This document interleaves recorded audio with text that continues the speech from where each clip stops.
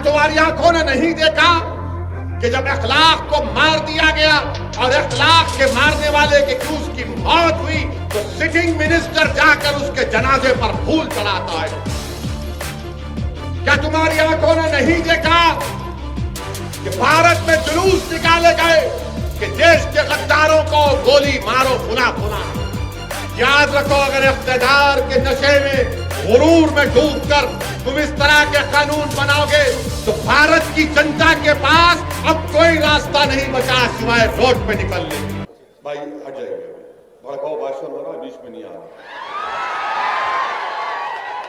26 जनवरी के दिन जो कुछ लाल किले में हुआ वो शेमफुल डे था।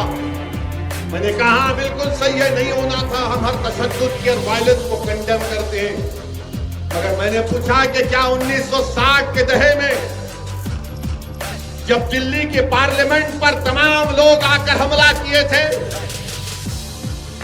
कि गाय कशी के खिलाफ कानून बनाओ, हिंदी को जबान बनाओ, तो क्या वो शेमफुल डे नहीं था?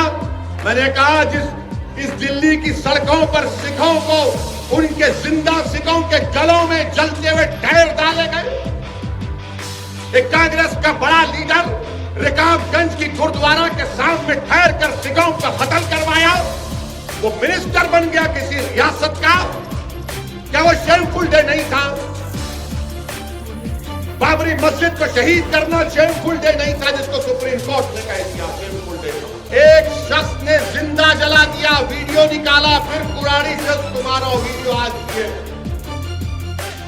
जब उस शख्स को राजस्थान की एक अदालत में लाया गया तो उसको जुलूस की शक्ल में लाया गया, जैसा लाया गया कि इनके बहन का शौहर था और अपने पहले मर्तबा अपने ससुराल को आ रहा है। कि गोडसे ने गांधी को कत्ल करने से पहले अपनी खतना भी कराई थी। ये इसलिए किया था कि गोडसे को यकीन था कि जब मजमे में मैं महात्मा गांधी पर गोलियां से बरसाऊंगा और लोग मुझे टूट पड़ेंगे और मुझे मारेंगे, और जब मेरे जिस्म के कपड़े उतार कर देखा जाएगा तो हिंदुओं को यकीन हो जाएगा कि देखो एक मुसलमान ने गांधी का कत्ल कर दिया। मैं यहां पर इसलिए आया हूं कि जो पॉलिटिकल वैक्यूम पैदा हो गया मरहूम खबरुल इस्लाम साहब के इंतकाल की वजह से, उस पॉलिटिकल वैक्यूम को आपको फिल करना है, उस कमी को आपको पूरा करना है, मुझे नहीं आपको करना है। कर्नाटका में कांग्रेस के एमएलए कूद के जाकर बीजेपी में चले गए, मेरे से पूछ के गए थे, मेरे से बात करके गए थे, या इलियास बागबान साहब के पास आकर बैठे, जरा बाग में केला खिलाओ हम तुम्हारे साथ चलते, या अब्दुल रहीम के पास जाके बोले थोड़ा मिर्ची लगा दे हम दौड़ते। पूरे के पूरे भाग गए। अब एक और नारा लगाना है, वो किसानों तक जाना, हम लड़ रहे मोदी के खिलाफ। सिंगूर बॉर्डर पर मेरे शेरों लगाएंगे नारा आप तो लगाओ। भारत, भारत का किसान, भारत का किसान, भारत का किसान। गरीब का फायदा नहीं होना मोदी जी। मोदी जी बोले नहीं तुम 180 की चना दाल खा रहे, कहां से लाएंगा आप? 15 लाख के 15 पैसे नहीं दिए, अगर 15 लाख देते तो बोलता वही खाता, वो भी नहीं दिया। खाने को खाना नहीं है भारत के गरीबों के पास। अनकॉन्स्टिट्यूशन लॉकडाउन लगा दिए, कितने 10 और नौकरियां चली गई। ये मीडिया के लोगों को पूछो आप, मेरे जाने के बाद मार्च के बाद इनकी नौकरियां भी नहीं रहेंगी, याद रखो आप। देखो मुंडियां हिला रहे, क्यों कर रहे, उनको मालूम मार्च के बाद कोई नौकरियां नहीं रहेंगी मीडिया की, इनकी भी नौकरी जाने वाली है। मगर मोदी जी क्या बोलेंगे? गोश्त मत खाओ मित्रों। इनके पास इख्तियार होगा, इनके पास ताकत होगी, मगर याद रखो इंसान की तारीख गवाह है कि हमेशा जीत मोहब्बत की हुई है, नफरत को शिकस्त हुई है, और इंशाअल्लाह ताला मोहब्बत गालिब होगी। आर्टिकल 48 है, तुम बोलना आर्टिकल 47 पढ़ा तू? अरे जाहिल हौले, पढ़ा नहीं पढ़ा बोल। 30 जनवरी को शाम 5:17 पर 1948 में महात्मा गांधी का कत्ल किया गया था और आजाद हिंदुस्तान का अगर कोई सबसे पहला टेररिस्ट था तो उसका नाम नाथूराम गोडसे था। और इसी नाथूराम गोडसे ने नारायण आप्टे के साथ और मुख्तलिफ अपने साथियों के साथ मिलकर, जिसमें कॉन्स्पिरेसी करने में सावरकर भी शामिल थे, इन सब ने साजिश करके महात्मा गांधी का कत्ल किया और गोडसे ने बिरला हाउस दिल्ली में जब हर शाम महात्मा गांधी मुख्तलिफ मज़ाहिब के लोगों को बिठाकर उनकी मुख्तलिफ मज़ाहिब की किताबों से या उनसे दुआ करवाते थे या उनसे उन किताबों से उनको पढ़वाते थे, तो उस दिन और उससे पहले एक तनाव का माहौल था कि शाम के वक्त में जब कभी भी महात्मा गांधी, जिसको अंग्रेजी में कहते प्रेयर मीटिंग करते, और जब कुरान की तिलावत करने के लिए कोई मुसलमान पढ़ता तो बहुत से लोग उसकी मुखालिफत करते थे, मगर महात्मा गांधी उन मुखालिफत की परवाह नहीं करते थे और कहते थे कि पढ़ो, कुरान भी पढ़ो, दीगर मज़ाहिब की किताबों को भी पढ़ो। तो उस दिन नाथूराम गोडसे ने नारायण आप्टे के साथ मजमे से चीरकर गांधी के सामने आया और गांधी के पैर पड़ा और फौरन अपने पास से एक पिस्टल निकालकर महात्मा गांधी के ऊपर 3 गोलियां बरसा दी और उसी दिन महात्मा गांधी का कत्ल हो गया। मैं नौजवानों के बात इसलिए बताना चाह रहा हूं कि नाथूराम गोडसे ने गांधी को क्यों मारा, गोडसे की सोच और गोडसे की आइडियोलॉजी क्या थी और गोडसे के पीछे कौन लोग थे। मैं सावरकर का नाम इसलिए लिया हूं क्योंकि सुप्रीम कोर्ट के रिटायर्ड चीफ जस्टिस थे कपूर, जस्टिस कपूर कमीशन की रिपोर्ट में ये बात को कहा गया कि सावरकर महात्मा गांधी के कत्ल में कॉन्स्पिरेटर थे और महात्मा गांधी के कत्ल से पहले सावरकर के घर को जाकर गोडसे और आप्टे ने सावरकर से मुलाकात की और सावरकर ने नीचे आकर उनको छोड़कर कहा कि तुम जिस मकसद के लिए जा रहे हो तुमको उसमें कामयाबी मिले। कपूर कमीशन की रिपोर्ट में यह बात कही गई और गोडसे ने गांधी को क्यों मारा, क्योंकि गोडसे ये कहता था कि गांधी मुसलमानों की हिमायत करते हैं। गोडसे ने गांधी को इसलिए मारा क्योंकि गोडसे का और उसके साथियों का मानना यह था कि गांधी हिंदुओं के इंटरेस्ट को प्रोटेक्ट नहीं कर रहे और गोडसे ने गांधी के जिस्म में 3 गोलियां दाग दी। नौजवानों याद रखो इस बात को कि गोडसे ने गांधी को कत्ल करने से पहले अपनी खतना भी कराई थी। और नहीं ये सुनिए आप, ये इसलिए किया था कि गोडसे को यकीन था कि जब मजमे में मैं महात्मा गांधी पर गोलियां बरसाऊंगा और लोग मुझे टूट पड़ेंगे और मुझे मारेंगे और जब मेरे जिस्म के कपड़े उतार कर देखा जाएगा तो हिंदुओं को यकीन हो जाएगा कि देखो एक मुसलमान ने गांधी का कत्ल कर दिया। ये इस सोच के आदमी थे, ये इस तरह की हरकत गोडसे ने की। मैं आज आपको ये बात बता रहा हूं कि आज भी सारी दुनिया जानती है कि अगर उस वक्त की कांग्रेस की हुकूमत सही गांधी के असैसिनेशन के कत्ल की इन्वेस्टिगेशन करती तो उसी वक्त बड़े बड़े संघ परिवार के लीडर जेल में रहते थे। मगर उस वक्त की कांग्रेस की हुकूमत ने सही इन्वेस्टिगेशन नहीं किया। आज भी गांधी के कत्ल का जो लोग उसमें साजिश रचाए, आज भी वो चेहरे सामने नहीं आते। अच्छा, ये गोडसे और नारायण आप्टे कौन थे? ये नारायण आप्टे एक दीक्षित महाराज के पास गया, दोनों गए, गोडसे और नारायण आप्टे, जाकर कहा कि दीक्षित महाराज, हम निजाम की पैसे लूटेंगे, तुम्हारे पास बड़े बड़े गाड़ियां, हमको बड़े बड़े गाड़ियां दे दो। तो दीक्षित महाराज ने कहा लेकर जाओ।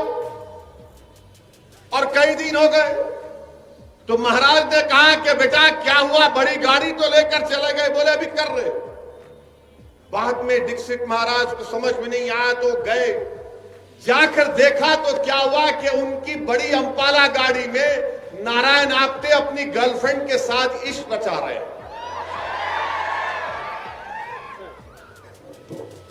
भाई हट जाएंगे, भड़काऊ भाषण हो रहा, बीच में नहीं आ रहा। ये हिस्टोरिकल फैक्ट है, हिस्टोरिकल फैक्ट है। मैं बिल्कुल सच्चाई से कह रहा हूं। वो महाराज बोले ये क्या है, तुम तो गाड़ी लेकर गए थे निजाम के पैसे लूटने के लिए और तुम यहां पर अपनी गर्लफ्रेंड के साथ हमटी डमटी मनी हनीमून क्या कर रहे? ये एक पहली मिसाल। हम स्टैंड गन से हिफाजत करेंगे, अक्सरेती तबकों की स्टैंड गन ले लिए, उसको कॉक करना नहीं आया, इस्तेमाल करना नहीं आया। ये इनका बैकग्राउंड। और गोडसे का और एक बैकग्राउंड सुनो आप। गोडसे इस भारत देश का, आजाद भारत का सबसे पहला टेररिस्ट।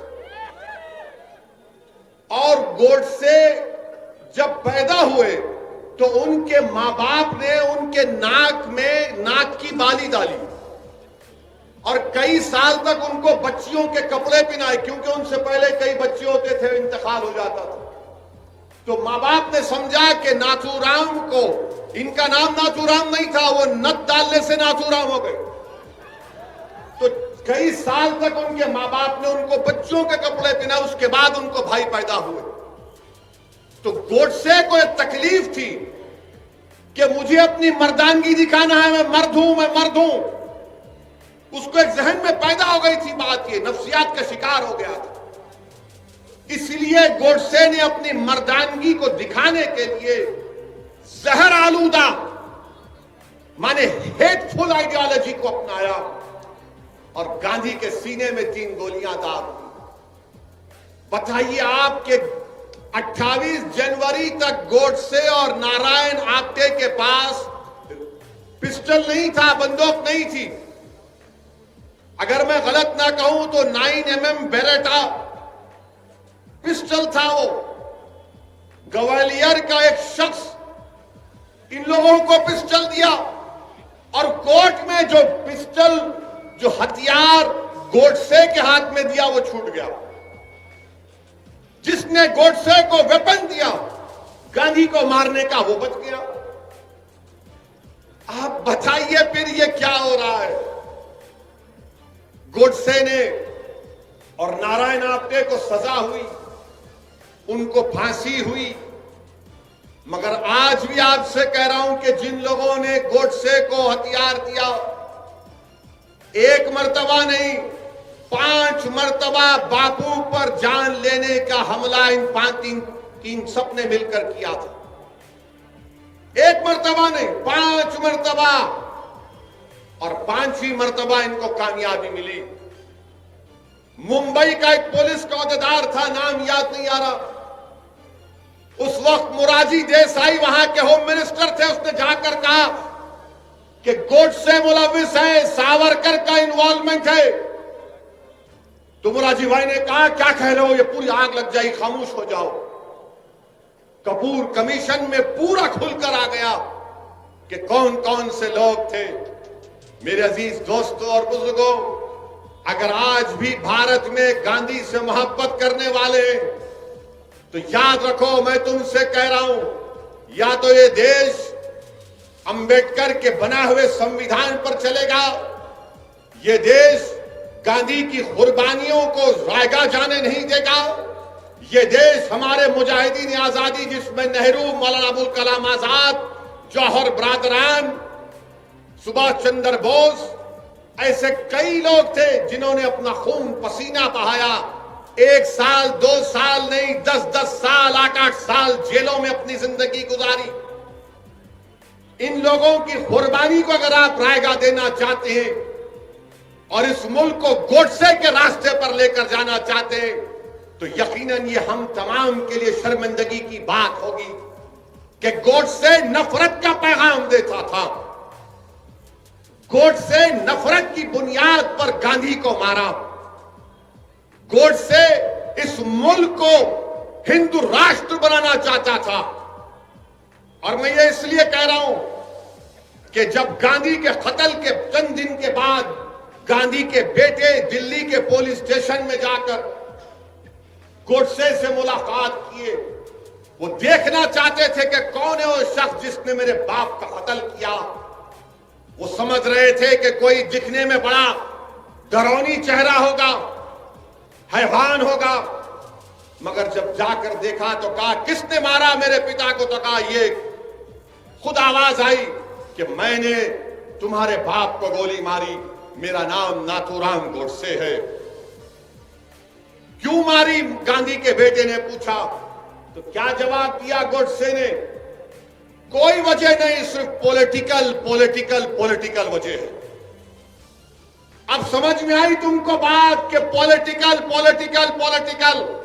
ये गोडसे के जितने मौजूदा चेले हैं जो इख्तिदार की कुर्सियों पर बैठकर भारत में हिंदू और मुसलमानों की नफरत पैदा कर रहे, ये गांधी के मानने वाले नहीं, ये अंबेडकर के संविधान के मानने वाले नहीं, ये नेताजी सुभाष चंद्र बोस की कुर्बानियों को मानने वाले नहीं, ये जौहर बरादरान और मौलाना अबुल कलाम आजाद की कुर्बानियों को मानने वाले नहीं, ये गोडसे के जानशीन है। और ये तमाम गोडसे के जानशीनों ने ही, ये तमाम गोडसे के जानशीनों ने ही दिल्ली की सड़कों पर सिखों का कत्लेआम किया। ये तमाम गोडसे के जानशीनों ने ही भारत की सरजमीन में हिंदू और मुसलमानों में फसाद करवाया। ये तमाम गोडसे के जानशीन हैं जिन्होंने 6 दिसंबर को बाबरी मस्जिद शहीद की। ये तमाम गोडसे के जानशीन हैं जिन्होंने आसाम में नल्ली का मैसेकर किया। ये तमाम गोडसे के जानशीन हैं जिन्होंने मुरादाबाद में फसाद किया। हर जगह पर अगर देखा जाए तो गोडसे के चाहने वाले हैं, क्योंकि गांधी का जो चाहने वाला है, यकीनन गांधी हिंदू थे, अपने मजहब पर चलते थे, राम को बड़ा मानने वाले थे, मगर गांधी जिस मोहब्बत और अकीदे से राम को मानते थे, ये आज मौजूदा दौर के गोडसे राम के नाम पर मुल्क में नफरत पैदा करना चाहते हैं। क्योंकि जब गांधी को गोली मारी गई तो गांधी ने क्या कहा है, राम कहा। गांधी ने क्या कहा था। इसलिए नौजवानों फर्क समझो, ये गोडसे के जानशीन जो आज हमारे सामने हैं, इनको पहचानो, जो नफरत पैदा करना चाहते हैं हमारे भारत में। इनके पास इख्तिदार होगा, इनके पास ताकत होगी, मगर याद रखो इंसान की तारीख गवाह है कि हमेशा जीत मोहब्बत की हुई है, नफरत को शिकस्त हुई है, और इंशाअल्लाह ताला मोहब्बत गालिब होगी शिकस्त को, और ये नफरत को शिकस्त होगी इंशाअल्लाह ताला। इसीलिए मेरे अजीज दोस्तों और बुजुर्गों, ये बात आपके सामने अर्ज करना बेहद जरूरी था। और ये संघ परिवार के लोग बोलते हैं नहीं, गोडसे हमारे पास नहीं था, कहां से आया, आसमान से टपका उन्हें। गोडसे का भाई का फ्रंट लाइन मैगजीन का इंटरव्यू है संघ परिवार के लोगों। उनके भाई का नाम शायद गोपाल गोडसे था, जिन्होंने फ्रंट लाइन के इंटरव्यू ने कहा कि अडवाणी झूठ बोलता है। हमारा भाई नाथूराम गोडसे संघ परिवार का इंटेलेक्चुअल वर्कर था। हम बचपने से आरएसएस से वाबस्ता थे। और आप कहते नहीं नहीं, अरे कितना नहीं नहीं बोलेंगे, हर चीज तुम्हारी सामने है। और तुम ये समझ रहे हो कि बिल्ली अगर आंख बंद करके दूध पीती है तो दुनिया नहीं देखती, दुनिया जानती है आप कहां से आ रहे हैं। मेरे अजीज दोस्तों और बुजुर्गों, एक और वाकया सुनो। जब नाथूराम गोडसे को कोर्ट में फांसी की सजा दी गई थी तो कोर्ट में बैठने वाले वकील और लोग रो रहे थे। वो समझ रहे थे देखो कितना बड़ा देशभक्त है गोडसे, उसको फांसी की सजा दे दी गई। क्या आज तुम नहीं देखते नजारे वो? क्या आज तुम नहीं देखते नजारे वो कि जो लोगों का कत्ल करते हैं? रकबर खान को राजस्थान में एक शख्स ने जिंदा जला दिया, वीडियो निकाला, फिर कुराड़ी से उसको मारा। वीडियो आज भी है। जब उस शख्स को राजस्थान के अदालत में लाया गया तो उसको जुलूस की शक्ल में लाया गया, जैसा लाया गया कि इनके बहन का शौहर था और अपने पहले मर्तबा अपने ससुराल को आ रहा है। और कोर्ट की बिल्डिंग पर खड़े होकर एक भगवा झंडा लहरा दिया गया, एक भगवा झंडा लहरा दिया गया। क्या तुम नहीं देखते? क्या तुमने नहीं देखा, हमारी आंखों ने नहीं देखा कि जब झारखंड में एक शख्स को 20 रोड पर मारा गया पकड़कर, सिर्फ इस झूठे इल्जाम पर कि उसके पास गोश्त निकला।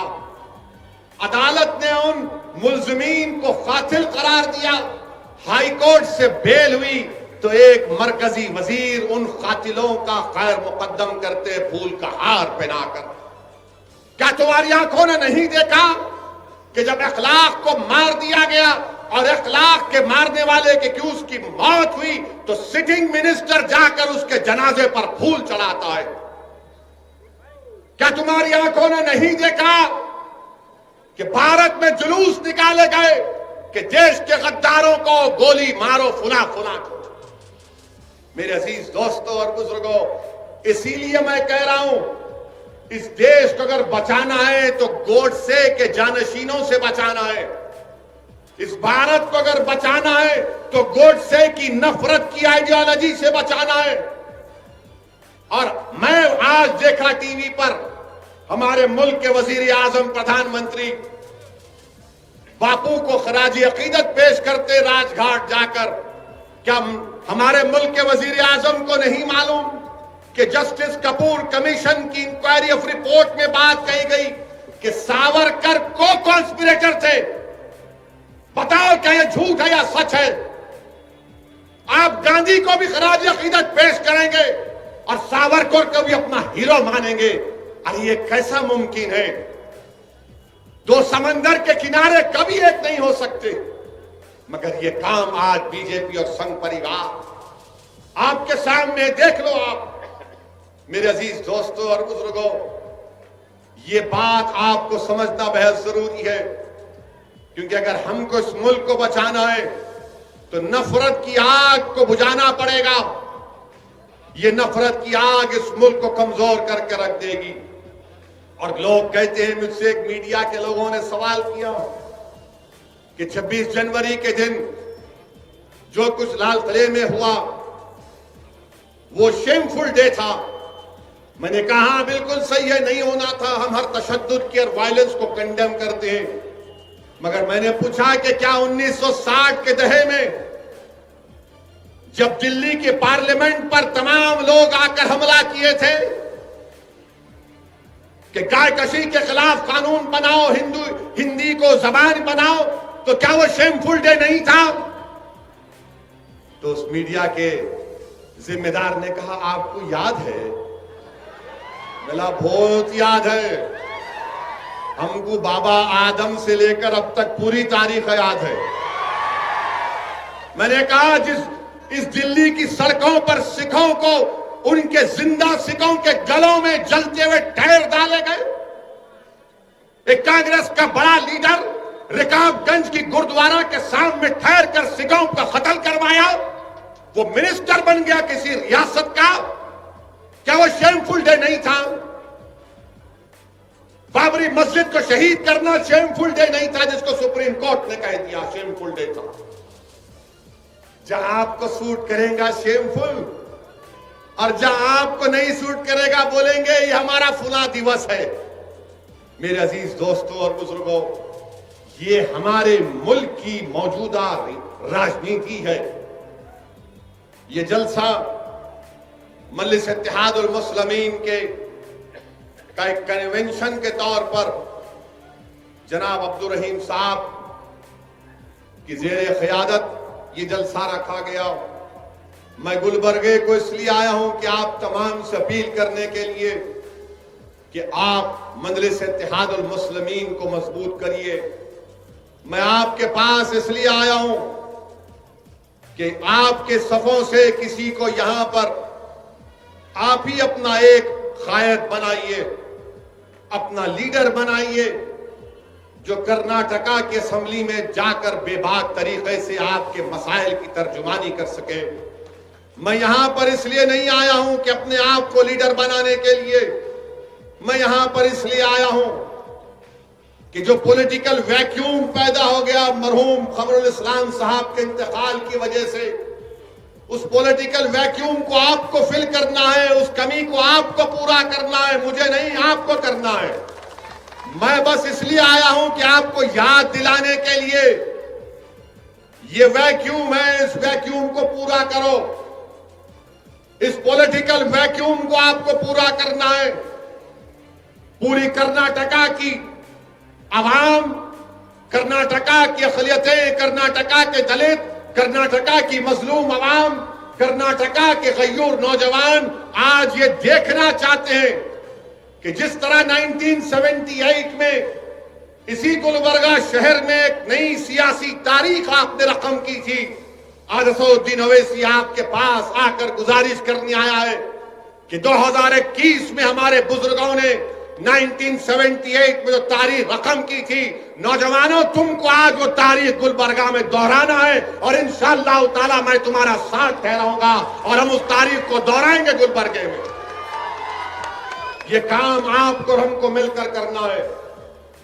मजलिस पर इल्जाम तो बहुत लगते हैं, हर इल्जाम मजलिस पर ही लगता है।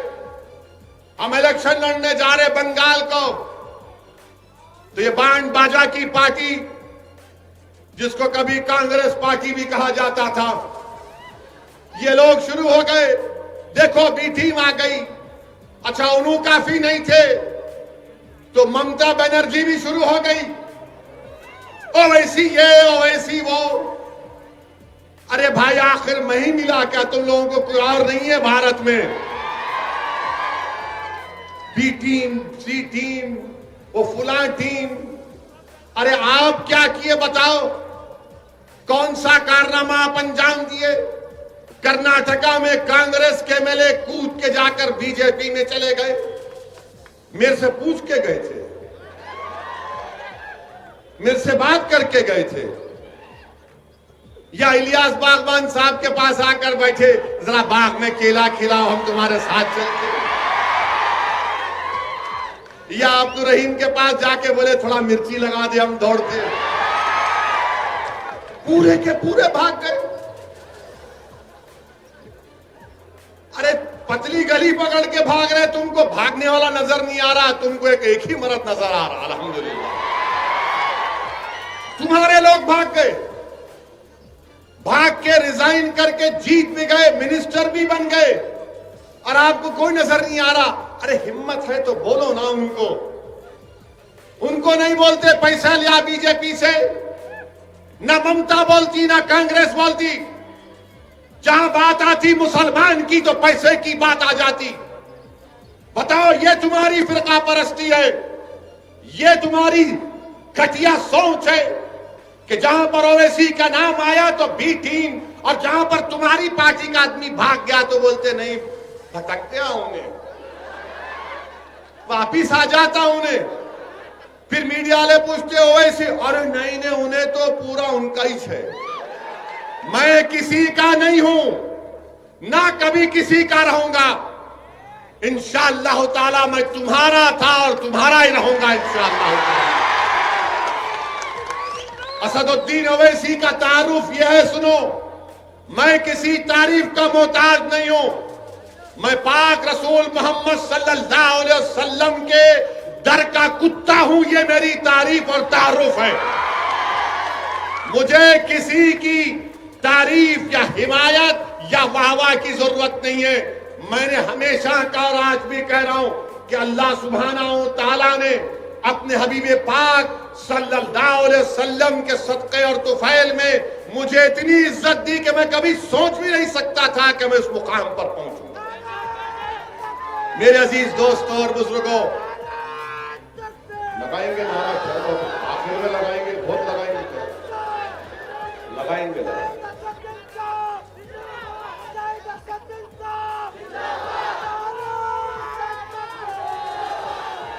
अरे मेरे शेर मेरे साथ नारा लगाओ, नारे तकबीर, नारे तकबीर। अब एक और नारा लगाना है, वो किसानों तक जाना। वो लड़ रहे मोदी के खिलाफ सिंगूर बॉर्डर पर। मेरे शेरों लगाएंगे नारा, आप तो लगाओ। हिंदुस्तान, भारत, भारत। जरा जोर से पुकारो, ऐसा नहीं होता अभी से तुम हाँ हाँ कर रहे, हाँ पर जरा पूरी ताकत के साथ पूरा हिल जाना। भारत, भारत का किसान, भारत का किसान, भारत का किसान। हाँ बैठो। ये मजा नहीं आता कांग्रेस दूसरी पार्टियों में, अपने पास ही चलता। ये मिर्ची है ना यहाँ पर। मजलिस से मुखालिफत।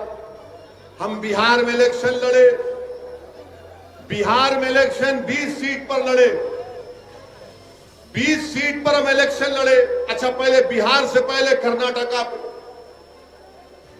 असेंबली के इलेक्शन में हम कुमारस्वामी और देवेगौड़ा साहब की तायीद करें। ये हमारे को नहीं मालूम था तायीद करे। जब उन्होंने सीएम बन रहे थे, मैं मुल्क से बाहर था, उम्रा करने जा रहा था। बोले आप आओ, मेरा मैं नहीं आता। बोले क्यों नहीं आते? मेरा मैं डाइस पे नहीं खड़े रहता, एक से एक हमा किस्म के लोग बैठे, मैं नहीं आ सकता। और आप बहुत बड़ी गलती कर रहे कुमारस्वामी, कांग्रेस के साथ जाकर आप पछताएंगे, याद रखना। गए, मगर आप देखे तो क्या है, कुमारस्वामी भी बीजेपी के साथ हाथ में हाथ पकड़ के रोमांस कर रहे हैं। चेयरमैन हमारे को दे दो, तुम वाइस चेयरमैन। ये कैसा मोहब्बत है रे तुम लोग? एक पे रहना ना, वो भी नहीं। अब चेयरमैन का इलेक्शन है, हमारे को चेयरमैन दे दो, हमारे को वो दे दो। अरे गारत का घड़ा बढ़ता नहीं तुम लोगों का? जो भी हमारे को लाओ लाओ लाओ लाओ लाओ, जो भी है खींच लो। मेरे अजीज दोस्तों और बुजुर्गों, बिहार में 20 सीट पर हम लड़े, 5 पे अल्हम्दुलिल्लाह अल्लाह ने कामयाबी दी। अब बचे जो 15 सीट है, 9 सीट पर आरजेडी, कांग्रेस, सीपीआई, सीपीएम, सीपीएमएलए बनके महागठबंधन बनाए। 9 पे वो जीत गए हमारे खिलाफ, 6 पे नीतीश कुमार और बीजेपी जीती। अच्छा, वो 9 जो जीते, जहां पर हमारे 9 कैंडिडेट थे, उनकी मेजॉरिटी हमारे को वोट मिले, उससे बढ़ के मिले। जो 6 एनडीए जीती, पानी पिला रहे, इतनी हिम्मत तुम्हारी। हम सबको पानी पिला रहे हो, हमारे को बॉटल दे रहे। 6 सीट पे एनडीए जीती, उनका जो टोटल वोट था वो मजलिस के उम्मीदवारों से बढ़ के था, हर कैंडिडेट का। मगर उसके बाद शुरू हो गए, देखो उन्हों करे, देखो उन्हों करे। अरे प्यारे, 70 साल से कोई तुम्हारे सामने खड़ा नहीं हुआ था, अब खड़ा हुआ बोलने के लिए, मैं खड़ा हूं, तुम्हारे को रहूंगा, क्या करते करो तुम। अब क्या किया तुमने बताओ? आज बिहार की सरजमीन पर, सीमांचल की सरजमीन पर, सीमांचल की जनता ने मजलिस-ए-इत्तेहादुल मुस्लिमीन को कामयाब किया और वहां की खास तौर से खवातीन से जब जाकर मीडिया के लोग पूछते थे अब की बार किसको वोट देंगे, वो गोल टोपी वाले को दे रहे। मेरे को जब मालूम हुआ, मिला गोल टोपी तो सबकी गोल रहती, ये बोले नहीं वो गोल टोपी वाला। तो मीडिया के लोगों ने बोला क्यों देंगे? तो हमारी मां और बहन ने कहा कि उसको सत्ता से मोहब्बत नहीं है। ये बात बिल्कुल सही है। हमको इख्तिदार की कुर्सियों पर बैठना हमारा मकसद नहीं है। हमारा मकसद यही है कि दलित मुसलमान से इंसाफ हो। मुझे कोई मिनिस्टर बन के अपनी गाड़ी पे लाल लाइट लगाए टाई टाई करके निकलना नहीं है। मेरा मकसद यह है कि अगर मेरा नुमाइंदा कामयाब होगा तो वो जब ऐवान असेंबली में जाएगा तो गरीबों की आवाज बनेगा, वो मजलूमों की आवाज बनेगा, वो हक के लिए लड़ेगा, ऐवान को हिला के रख देगा। हमको अब तक हम सिर्फ ओहदों के लिए कामयाब करते आए, अब हमको ओहदों की जरूरत नहीं है, मिनिस्टर की बनने की जरूरत नहीं है। हमको बेबाक नुमाइंदे चाहिए जो मुसलमानों के मसाइल को समझे, जो दलितों के इंसाफ के लिए लड़े। ये मजलिस-ए-इत्तेहादुल मुस्लिमीन का पैगाम। इसीलिए आज आप देखते हैं कि जहां हम जाते हैं वहां पे शुरू हो जाते। मेरे अजीज दोस्तों और बुजुर्गों, कर्नाटका में इंशाअल्लाह ताला आने वाले बल्दिया के इंतखाबात में, चाहे गुलबर्गा हो, बीजापुर हो, बिदर हो, जहां कहीं भी हम लड़ेंगे इलेक्शन इंशाअल्लाह ताला। इलेक्शन का आगाज बल्दिया के इलेक्शन से होगा। बल्दिया में आप कामयाब करेंगे तो असेंबली में इंशाअल्लाह ताला कामयाबी मिलेगी। असेंबली में कामयाबी मिलेगी तो फिर दिल्ली को आप किसी को अपना रुकने पार्लिमान बनाकर बजाएंगे। लोग कहेंगे सदुद्दीन ओवैसी तुम हमको सपने दिखा रहे हो, तुम हमको ख्वाब दिखा रहे हो। मैं तुमसे कह रहा हूं कि अभी भी कह रहा हूं कि ख्वाब देखना शुरू करो।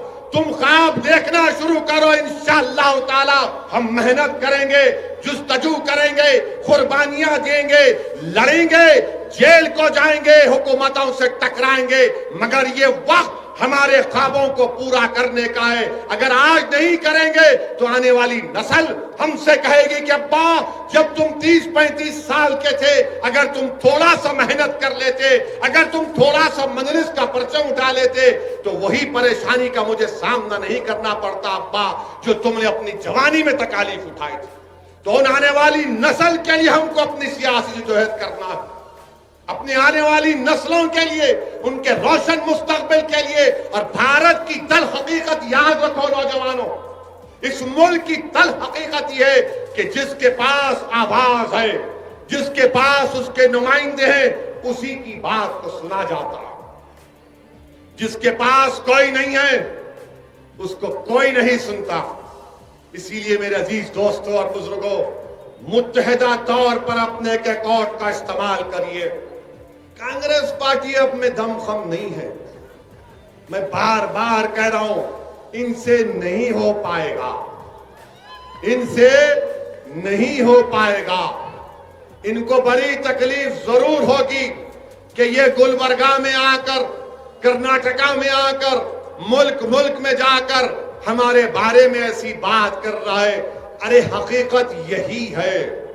अगर आज मुल्क में यूएपीए का कानून में मासूम लोग जेलों में सड़ रहे हैं, 80 साल के बूढ़े को ऐनक नहीं दी जाती, पीने के लिए स्ट्रॉ नहीं दिया जाता, तो फिर इसका जिम्मेदार यही कांग्रेस पार्टी है, यही कांग्रेस पार्टी है। इन्होंने यूएपीए बनाया था। फिर जब 2008 में चिदम्बरम थे मिनिस्टर, होम मिनिस्टर, मैं यूपीए में था, मैंने मुखालिफत की, आपने यूएपीए को और मजबूत किया। फिर अमित शाह ने कानून लाया 2019 में, यही कांग्रेस ने लोकसभा राज्यसभा में उस कानून की तारीफ की। आज आकर आप हमसे पूछते हैं कि बताओ ये क्या हो रहा है, तुम क्यों लड़ रहे हो? याद रखो, मैं जब तक अल्लाह मुझे जिंदा रखेगा इंशाअल्लाह ताला मैं लड़ता रहूंगा। और एक बात याद रखो आप कि कभी हारने से डरना नहीं। कभी हारने से नहीं डरना। आज हारे कल जीतेंगे इंशाअल्लाह। जिस दिन तुम ये हार का खौफ अपने दिलों से निकाल दोगे, हार का खौफ अपने दिलों से निकालो, जीत की उम्मीद रखो और जुस्तजू करो, मेहनत करो, तुम देखोगे कि तुम्हारे ये बंदा नवाज की सरजमीन है। आपको यहां पर अपनी पार्टी को मजबूत करना है और मुझे यकीन है कि इंशाअल्लाह ताला जिस तरह बिहार में मजलिस को कामयाबी मिली, मुझे यकीन है कि इंशाअल्लाह ताला मुल्क के कोने कोने में, खास तौर से कर्नाटका में मजलिस को आप अपनी दुआओं से, अपनी मोहब्बतों से नवाज कर मजलिस को कामयाब और कामरान करेंगे। मेरे अजीज दोस्तों और बुजुर्गों, यहां पर बीजेपी की हुकूमत एक नया कानून पास कर दिए कि पहले गाय कशी पर कानून था, अब तो बोले कि कुछ भी नहीं कटना, कटना ही नहीं कहते, कुछ भी नहीं काटना, काटना ही नहीं। अच्छा, क्या कानून बनाए? मैं देख रहा था, गाड़ी में आते आते पढ़ रहा था, अजीब और गरीब कानून बनाए। चीफ मिनिस्टर कर्नाटक का कानून, क्या मजा नहीं आ रहा? खाने में बोल रहे हो, बोलता हूं उस पर भी आते हैं।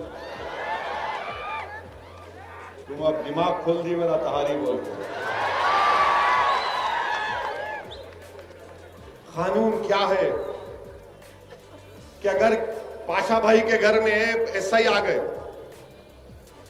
पुलिस स्टेशन के घर में पाशा भाई के पुलिस वाले आके बोले तुम्हारे पास 2 भैंसा खड़े हुए पाशा भाई, तुम बोले हाँ दूध देते, नहीं नहीं नहीं तुम काट रहे हो उसको, मैं लिख जा रहा हूं। नहीं नहीं, कानून में लिखे हूं।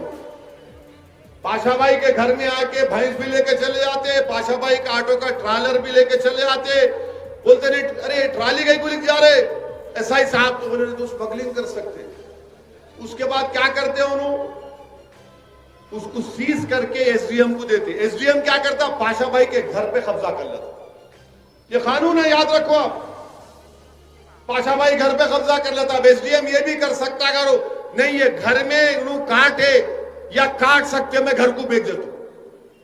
ये कानून बनाया। और वहां दिल्ली में बैठ के दिल्ली के मौजूदा बादशाह बोलते भाइयों बहनों सबका साथ सबका विकास। अरे कहीं का भैंस का साथ दे रहे, किसका साथ दे रहे आप?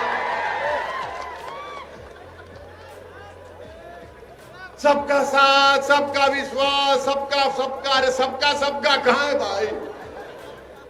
पाशा भाई की भैंस को लेकर जाएंगे, पाशा भाई की ट्राली को लेकर जाएंगे, पाशा भाई के घर को लेकर जाएंगे और बेच भी देंगे। और कोर्ट में जब कोर्ट में कुछ फैसला है ना, घर को लेकर बेच देंगे। ये कानून बना, अजीब और गरीब कानून।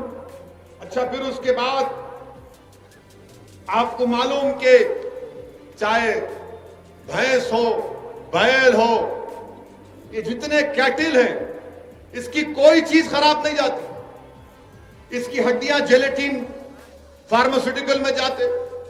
सींग जो होते हैं, सींग से बटन बनता, मत नहीं बनाते बटन। तुम बटन बगैर बटन के पहनो, हमको बगैर बटन कर रहे, तुम बगैर बटन करो, दिखाओ चलो। उससे सींग से बटन बनता। आपको मालूम कि ये जो हड्डियों की और जेलेटिन की इंडस्ट्री कितनी है? 2000 करोड़ की इंडस्ट्री है ये पूरे मुल्क में। और कर्नाटका के जो बूचर एसोसिएशन ने सही कहा कि 40-50 लाख के करीब लोगों का रोजगार बर्बाद हो जाएगा। क्यों कर रहे हैं आप ये? क्या आप नहीं जानते कि ये किसानों का मसला है? क्या करेगा किसान जब भैंस दूध नहीं देगी? क्या करेगा किसान जब गाय दूध नहीं देगी? आप खरीदो ना उन लोगों से, खरीदो उन लोगों से जब गाय और भैंस दूध नहीं देती, खरीदो आप। अब आप देखेंगे कि पूरे छोड़ देंगे गाय और भैंस को, वो किसानों के फसलों को जाकर खा लेंगे। इस तरह का कानून आप बना, कैसा बनता? वो मुर्गी के चमड़े से बनता, बकरी के चमड़े से बनता, क्रिकेट खेलेंगे मगर तू मटन नहीं खाना। ये क्या बात है भाई मेरे, क्या बात है बताओ आप। एक मजाक बना के रख दिया इस मुल्क में आप। अच्छा फिर आप देखें, हाँ चप्पल भी। अच्छा बात करें कि बीजेपी वाले बोलते क्या ओवैसी संविधान में नहीं लिखा है आर्टिकल 48? प्यारे मेरे कान में फूल नहीं है, मैं भी थोड़ा पढ़ा लिखा हूं। डायरेक्टिव प्रिंसिपल है। आप याद रखो नौजवानों, कहीं डिबेट हुई तो तुम्हारे को बोलो आर्टिकल 48 है, तुम बोलना आर्टिकल 47 पढ़ा तू। अरे जाहिल हौले, पढ़ा नहीं पढ़ा बोल। आर्टिकल 47 क्या बोलता मालूम आपको? भारत का संविधान का आर्टिकल 47 ये बोलता कि हुकूमत की जिम्मेदारी है कि न्यूट्रिशन, ताकत में, बच्चों में, भारत के बाशिंदों में न्यूट्रिशन का इजाफा हो। दूसरा बोलता कि आपकी जिंदगी का मियार उठे। तीसरा यह बोलता कि लोगों की सेहत अच्छी हो। और चौथा आर्टिकल 47 ये बोलता कि साइंटिफिक टेम्परामेंट पैदा हो। आर्टिकल 47 में न्यूट्रिशन। अच्छा आप देखो बाप, कर्नाटका में नेशनल फैमिली हेल्थ सर्वे का चौथा राउंड हुआ। उन्होंने क्या कहा कि शेड्यूल ट्राइब, शेड्यूल कास्ट के खास तौर से इसमें 39% बच्चे स्टंटेड हैं, यानी जो उनका हाइट होना उससे कम होता। आप बताओ कि गरीबों के, शेड्यूल कास्ट के, शेड्यूल ट्राइब के बच्चों का जो स्टंटेड ग्रोथ है 37%, और अंडर नरिश यानी उनका वजन जो उम्र में रहना नहीं होता वो कितने 40%, और एनीमिया, जिस्म में खून नहीं है 56% कर्नाटका में ऐसे बच्चे जो 6 साल की उम्र को पहुंचे तक एनीमिक होते। अब आप क्या कर रहे हैं इन लोगों? अच्छा आपको मालूम, अगर आप बड़े का कलेजी खा लिए, बड़े की खाए कलेजी का खाए ना, कितने लोग खाए? हाथ उठाओ। या नहीं खाए? शर्माओं को खाए तो खाए, कोई चुन नहीं है। आपको मालूम एक कलेजी अगर आप खाए तो 1.5 किलो दाल से ज्यादा उस कलेजी में ताकत होती।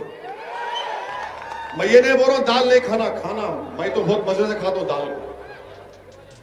वो इसलिए कि ये साइंटिस्ट ने कह दिया कि कलेजी खाने से iron, zinc, vitamin A, B12, calcium का उसमें बहुत ज्यादा होता। अच्छा मैं हमारे सलीम साहब को बोला था गुलबर्गे में जब दाल की कीमत तो मालूम करो।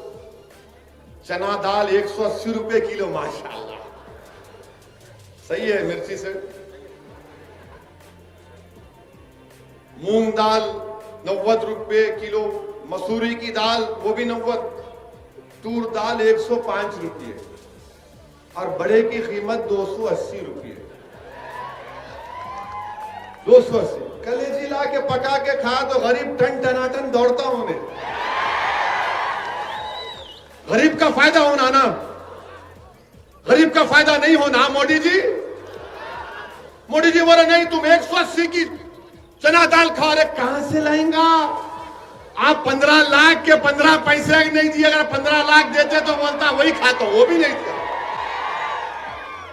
ये साइंस है, मेरा बोलने का तरीका समझाने के लिए बोल रहा हूं, मगर ये साइंस है।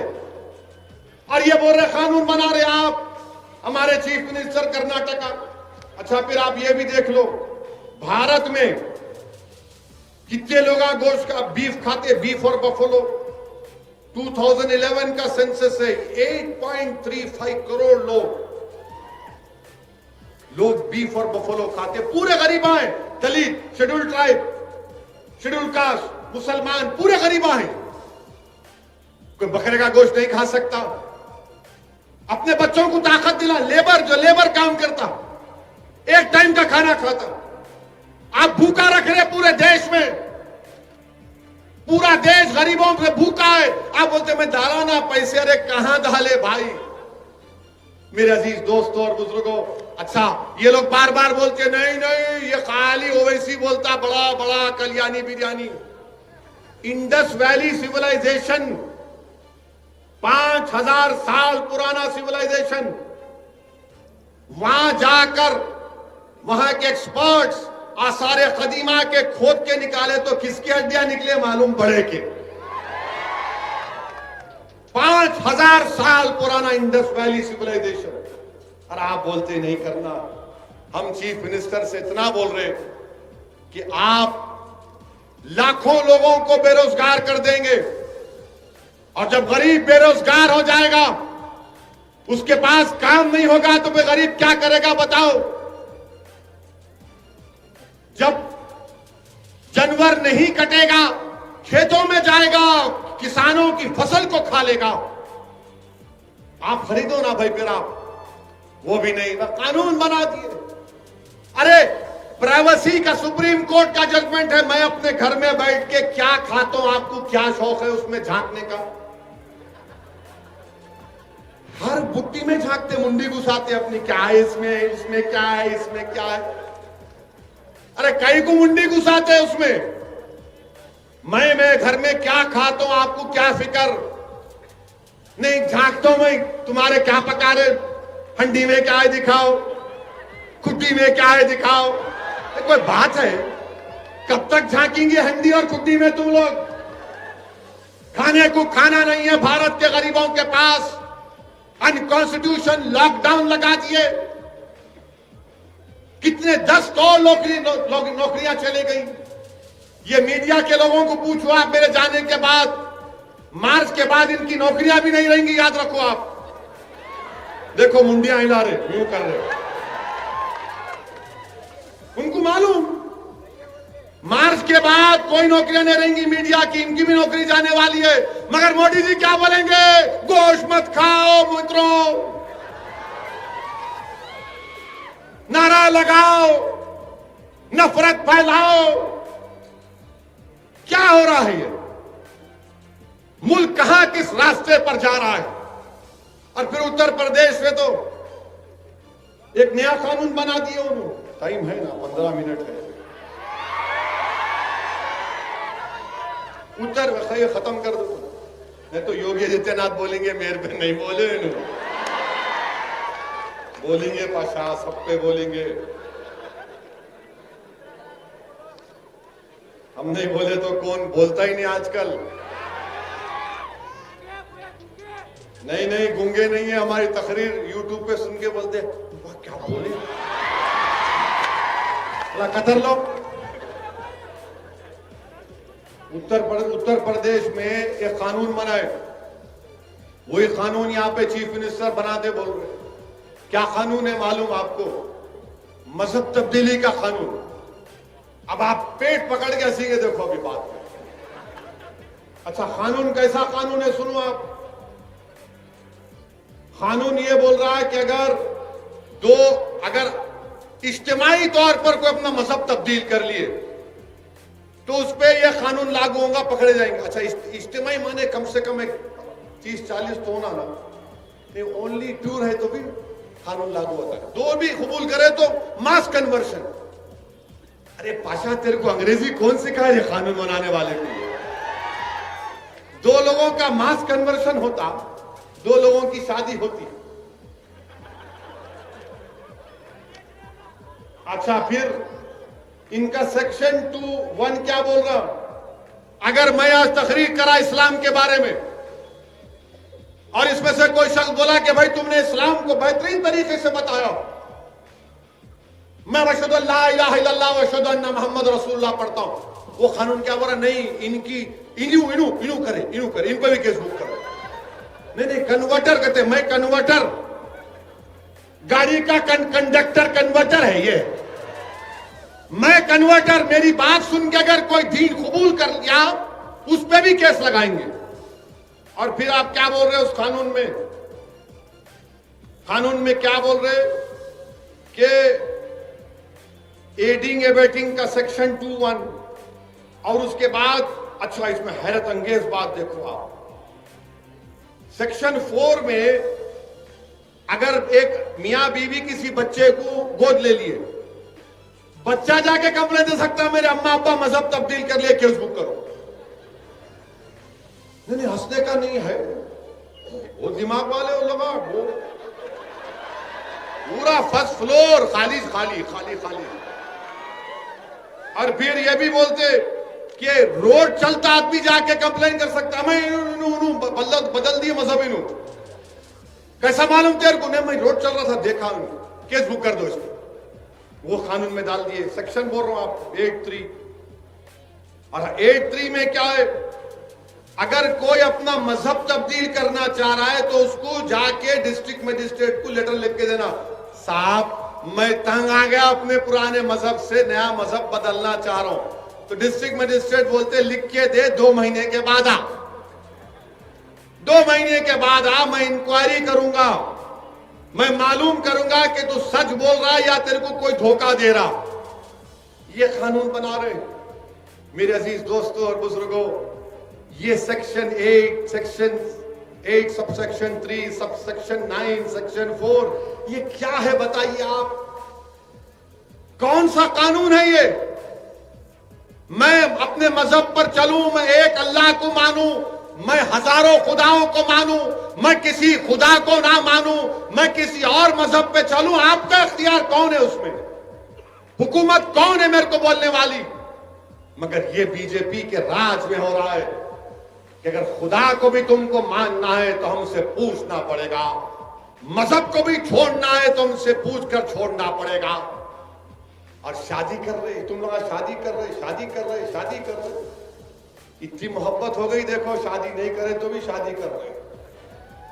अब आप देखो, आप इसमें 86 लोगों पे केस बुक हुआ जिसमें 79 मुसलमान, 86 में 79 मुसलमान, जिसमें ईटा के 26 एक ही खानदान के, जिसमें 5 खवातीन, 2 मासूम बच्चियां। क्यों कि 21 साल की एक बच्ची ने इस्लाम को कबूल किया, उसकी शादी उस बच्चे से नवंबर 17-18 को हुई। वो कानून 1 हफ्ते के बाद आया। जब कानून नहीं है तो कानून में नहीं बुक कर सकते ना। नहीं नहीं नहीं, योगी का कानून है, कोई का कुछ नहीं। हमारे कॉन्स्टिट्यूशन में आर्टिकल 20 सबसेक्शन 1 क्लियरली बोलता, अगर कोई कानून नहीं है तो उस पर केस नहीं बुक हो सकता। मगर इसको बच्चे को जेल में डाल दिया और उसको जेल में रहना पड़ा। और फिर आप हैरत की बात देखेंगे, हैरत की बात, बरेली में 2 मुस्लिम लड़कियां अपना मजहब तब्दील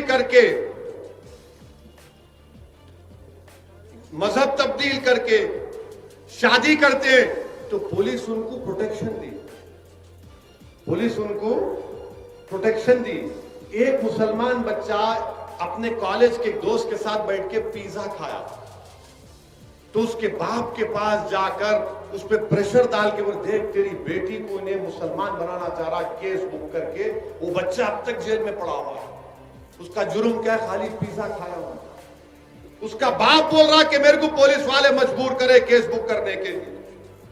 ये इनका कानून है मेरे अजीज दोस्तों और बुजुर्गों। ये मुल्क को किस रास्ते पर लेके जा रहे हैं आप देखो। कौन बोल रहा है इनके खिलाफ? कोई नहीं बोल रहे। और हम भी टीम है। और मेरे अजीज दोस्तों, अब ये बीजेपी वाले बोलेंगे हो रहा नहीं हो रहा। अरे दीवाने, इंडियन पीनल कोड का आईपीसी 493 के अगर मैं किसी को धोखा देकर शादी करता हूं, कोई मर्द अगर किसी औरत को धोखा देकर शादी करता तो सजा है 10 साल की। सेक्शन 503 आईपीसी का क्या है, कानून मौजूद है। मगर अब क्या हो रहा, अब ये जो नाम निहाद जो सेकुलर लोग हैं ना, जब मैं ट्रिपल तलाक पे आकर हम मुखालिफत कर रहे थे, जुलूस निकाल रहे थे, ये सब बोल रहे थे असदुद्दीन ओवैसी क्या कर रहे हैं आप मुस्लिम बहनों पर जुल्म कर रहे हैं, उनको कुचला जा रहा है, दबाया जा रहा है, आप क्यों साथ दे रहे हैं? मैंने कहा शादी एक सिविल मैटर है, शादी एक सिविल मैटर है, इसमें क्रिमिनल पीनल प्रोविजन नहीं आना चाहिए। आज वही लोग मेरे को फोन करके बोले कि असद साहब, उस वक्त अगर हम आपकी बात को समझ जाते तो आज हम ये गलती नहीं करते थे। शादी कोई भी किससे भी कर सकता है, कौन रोक सकता भाई? इश्क आ गया, बोलता मैं मजनू हो गया, बस आंखों पे पर्दा पड़ जाता हूं, कुछ भी नहीं, उससे करता हूं। अब्बा बोलते, नाना बोलते, दादी बोलते, अम्मा बोलते, देख तेरा दूध माफ नहीं करूंगा, नहीं बोलता अम्मा बाद में माफ कर, पहले शादी करा दे। इश्क हो गया मेरे है भाई, हो जाता। अगर आप घर में सही तरबियत नहीं देंगे तो ऐसी होता, मगर वो इश्क है। इसीलिए बंदा नवाज क्या बोले थे, बंदा नवाज क्या बोले मालूम आपको? अपने 11 रसायल में बंदा नवाज लिखे, आशिक, इश्क और माशूक एक हो जाना। इश्क, आशिक, माशूक एक हो जाना। जब ये एक हो जाते तो फना फिल्ला हो जाता। फिर यही बात तो समझना है। सर ये दूसरी गुफ्तगू उधर लेके जा रहा हूं आपको, मगर ये इनका कानून ये है, इनका कानून ये। अच्छा, आप कानपुर में एक एसआईटी बनाई गई, जो कानपुर की एसआईटी ने 14 केसेस में इंक्वायरी करके कहा कि ना फॉरेन फंडिंग हुई, ना किसी पर जोर जबरदस्ती करके मुसलमानों ने शादी की। कर्नाटका की सीआईडी 2009 में केस हुआ था बड़ा मशहूर, कि कर्नाटका की हमारी हिंदू बहन केरला के एक मुस्लिम बच्चे से शादी करी। कर्नाटका की सीआईडी ने कहा कि कुछ दमी नहीं है। हदिया का केस सुप्रीम कोर्ट तक चला गया। आप बताइए मुल्क कहां जा रहा है? मैं किससे शादी कर रहा हूं, आप आके झांकते? क्या खा रहा हूं मेरी कुंडी में आके झांकते? भूखे हम, खाने को खाना नहीं है। लॉकडाउन के बाद इकोनॉमी बर्बाद हो गई, मगर इसकी कोई फिक्र नहीं है बीजेपी के लोगों को।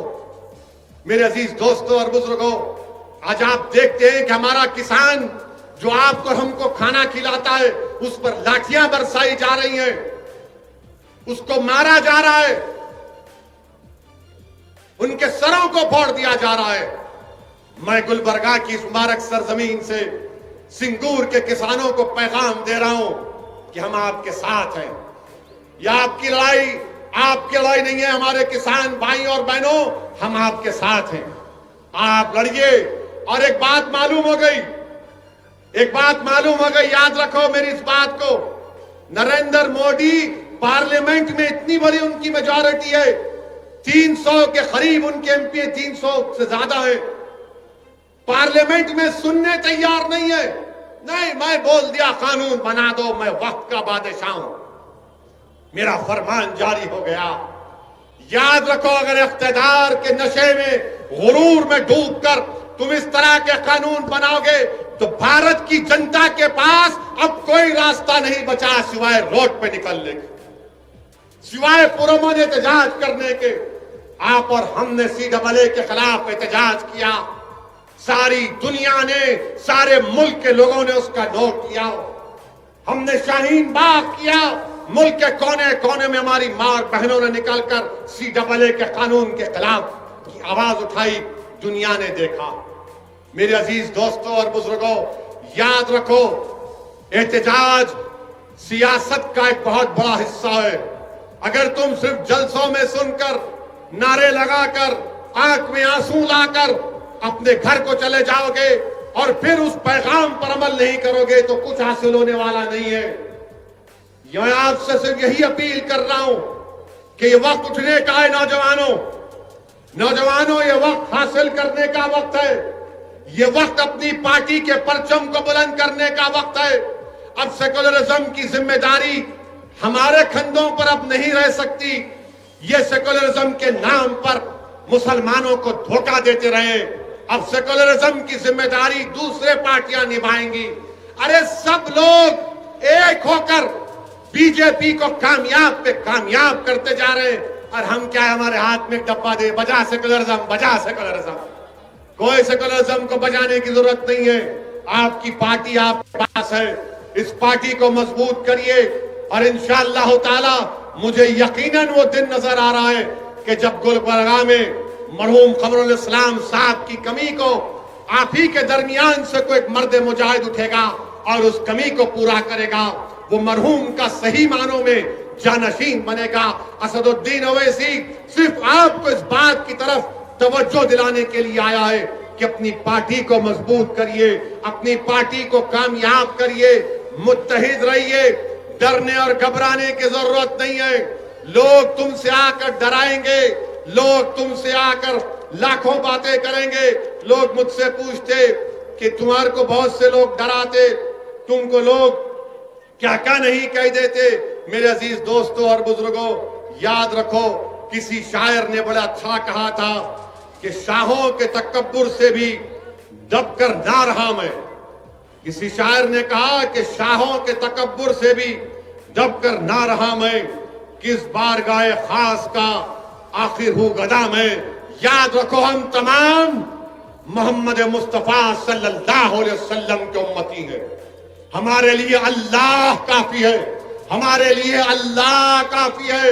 अल्लाह जमीन व आसमान का मालिक है, अल्लाह जमीन व आसमान का खालिक है। आसमानों से बारिश बरसाने वाला अल्लाह है, सूरज और चांद को निकालने वाला अल्लाह है। अल्लाह हमारा मुहाफिज है। अल्लाह पे खूब तवक्कल करो नौजवानों, अल्लाह की जात पर तवक्कल करो, अपने आप में एतमाद को पैदा करो, अपने आप में कुव्वत को पैदा करो, जमहूरियत के तकाजों को समझो, जमात को मजबूत करो और जमात के परचम को लेकर आगे बढ़ो। इंशाअल्लाह ताला हम कर्नाटका में गुलबर्गा में एक नई तारीख रकम करेंगे। वाखिर दावाना अल्हम्दुलिल्लाह।